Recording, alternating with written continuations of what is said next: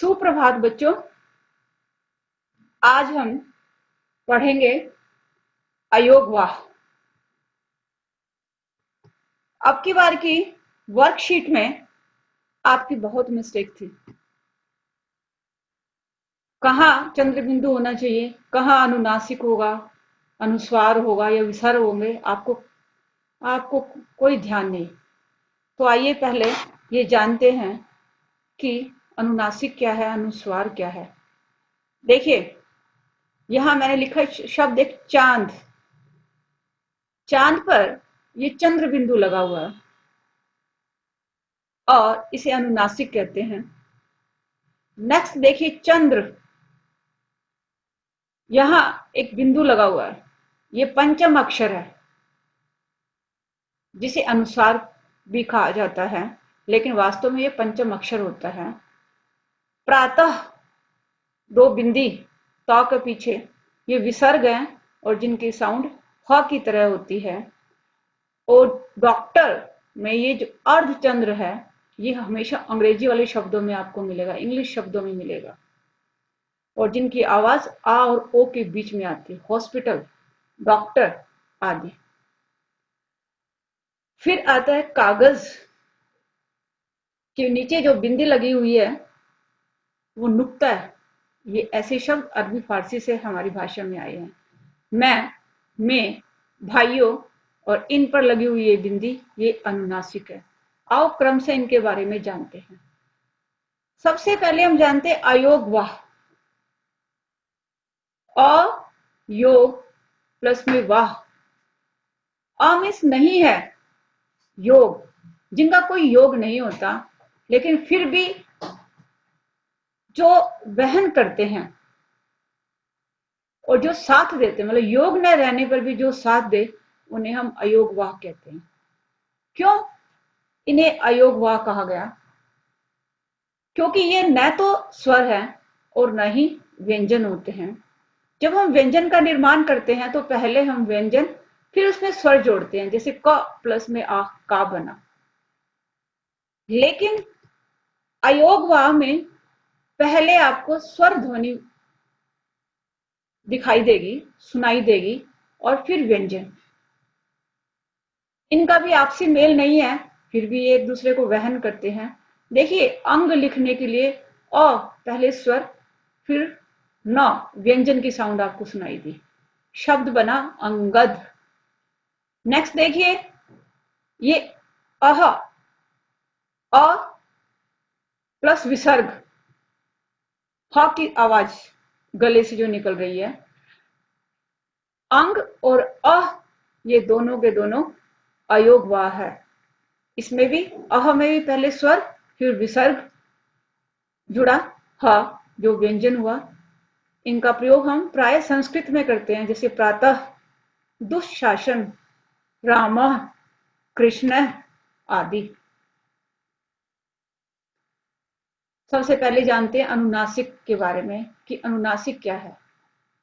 जिन वर्णों का उच्चारण मुंह और नाक दोनों से हो और स्वतंत्र रूप से हम इनका प्रयोग नहीं कर पाते और इनके बोलने में बड़ी लघुता होती है, ये जल्दी से बोले जाते हैं, उन्हें हम अनुनासिक शब्द कहते हैं, या सॉरी अनुनासिक वर्ण कहते हैं।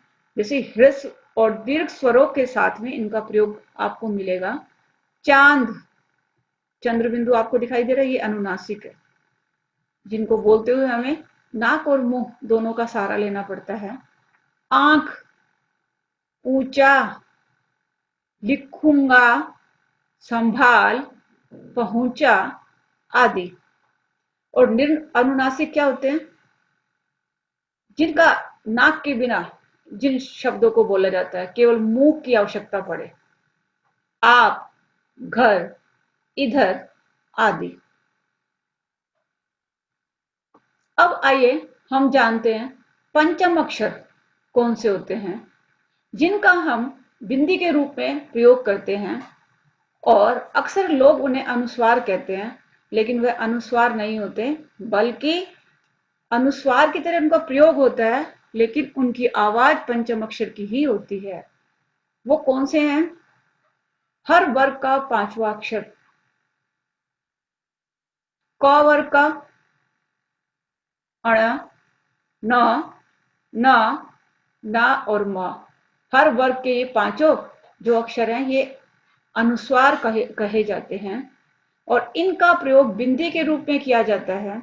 वास्तव में ये पंचम अक्षर ही होते हैं। सबसे पहले हम सीखते हैं कि ये बिंदी लगती कहाँ है। मैंने यहां पर 3 तरह से पतंग लिखा है। देखिए, एक प पर बिंदी लगाकर, एक त पर, एक ग पर। और अक्सर बच्चे बिंदी को इसी तरह से यूज करते हैं। आइए इन तीनों से शुद्ध कौन है आप खुद ही जान लोगे। देखिए, इसे खोलकर लिखते हैं प, त और त के बाद में आवाज आ रही है ये ड की और फिर ग। तो ग की दाईं ओर लिखा हुआ ड, इसी की जाकर के त के ऊपर बिंदी बन जाती है जो पंचम अक्षर है। तो पतंग कैसे लिखा गया? इस तरह से। तो इन तीनों में से शुद्ध कौन सा है आपको खुद ही समझ में आ गया होगा, ये बीच वाला पतंग। नेक्स्ट एक उदाहरण और देखिए, संबंध। संबंध भी मैंने 3 तरह से लिखा है।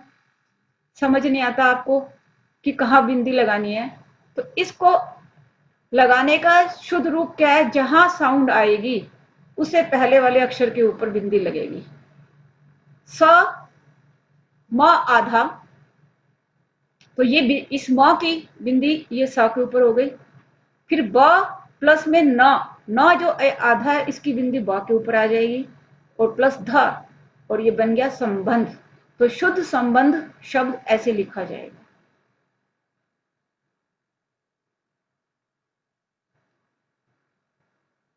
अब मैं आपको एक बात बताना चाहूंगी कि पंचम जो अक्षर है उसको अनुस्वार नहीं कहा जा सकता, क्योंकि अनुस्वार की आवाज अंग की होती है, जैसे अंग, अंगद, अंगूर आदि। जबकि पंचम अक्षर की आवाज उसी वर्ग का अंतिम वर्ण निर्धारित करता है जो उस बिंदी के दाईं ओर लगा होता है।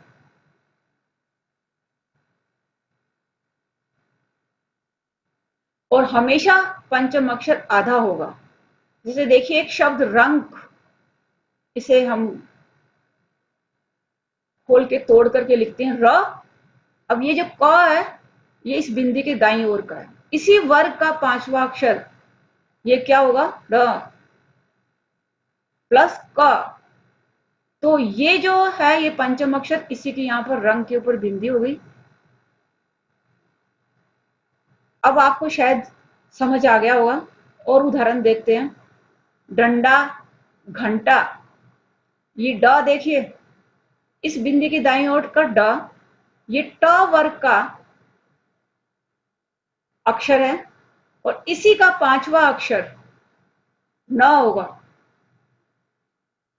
तो इसी न की, ये देखिए डंडा इस तरह से लिखा गया, इसी न की यहां पर बिंदी बन गई। नेक्स्ट देखिए, दंत या मंद। दंत में बिंदी की दाईं तरफ कौन सा वर्ण है? त। त वर्ण का पंचम अक्षर क्या है? न, जो कि आधा होगा और इसी आधे अक्षर की यहां बिंदी बन गई, दंत, और यही पंचम अक्षर है न। इसी तरह से गंगा और गंगा, इन दोनों में भी ग और घ क वर्ग के हैं और इन्हीं का ही पांचवा अक्षर ये बना ढ। ये देखिए ढ, ये ढ, और इन दोनों की यहां पर क्या आ गई? बिंदी हो गई, बिंदी आ गई। अब एक और चीज है जानने योग्य, बहनों में ये बिंदी लगी हुई है दाईं तरफ नहीं, इसमें भी आप देखिए दाईं तरफ बिंदी है। इसे अक्सर हम ये सोचते हैं कि ये अनुस्वार है, क्योंकि मैंने आपको पहले ही बताया कि अनुस्वार क्या है? बिंदी है। अनुस्वार को हम बिंदी समझते हैं, इसलिए इसको भी हम अनुस्वार समझते हैं। वास्तव में एक चंद्र बिंदु होता है। यहाँ स्थान की कमी के कारण जितने भी मात्रा वाले शब्द होते हैं वहां चंद्र बिंदु की जगह हम बिंदी का प्रयोग करते हैं, लेकिन वास्तव में ये अनुनासिक होते हैं, अनुस्वार नहीं होते। और कहाँ पर अनुस्वार का हम प्रयोग कर सकते हैं?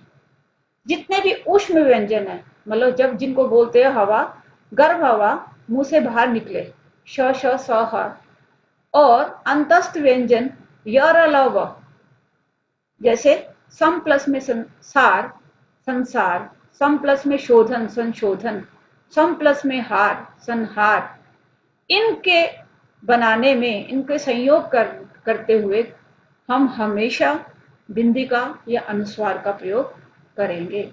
ऐसे सम प्लस में वाद अंतस्थ व्यंजन है, संवाद बन गया। संयुक्त, संरचना, संलग्न, ये सब भी अंतस्थ व्यंजन के उदाहरण हैं जो सम जुड़ने के कारण बने। और इन सब के आगे, इन सब का में भी क्या लगती है? बिंदी लगती है, अनुस्वार लगता है। लेकिन आप एक बात और ध्यान देना कि जब एक जैसे दो पंचम अक्षर एक साथ आ जाए तो हम उसकी बिंदी या अनुस्वार नहीं बनाते।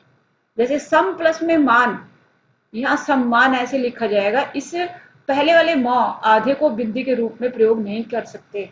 ऐसे ही जन्म। आशा है आपको ये सारे अच्छे से समझ आ गए होंगे और आज के बाद आप मात्राओं की या बिंदी की गलती नहीं करोगे।